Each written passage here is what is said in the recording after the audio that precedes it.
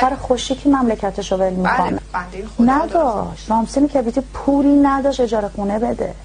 زشته اصلا، برای مملکت ما زشته، برای هنر ما زشته که مثلا آقایون، حالا نه حتی رامسین، پیشکسوت‌های ما میان هنوز ما مستاجریم. بابا زشته. همه از سر خوشی که خانواده و خواهر و مادر و قبر پدرش رو که ول نکردین، هر هفته میرفت میشست اونجا گریه میکرد. الان چیکار میکنه؟ هیچ کس ازش خبر نداره. آیا راضیه؟ قطعا راضی نیست. قطعا با شرایطی که معلومه تحت فشاره و همه میدونیم، توی جایی رفتی که راه برگشت نداری. برگردی اینجا قطعا دادگاه داری، قطعا باید پاسخگو با. رامسین کبریتی گناه داره. حالا بقیه رو من کاری ندارم، سر و سینه میندازن بیرون و با مزه بازی در میارن، هر روز شینیون شلوغ میان جلوی دوربین.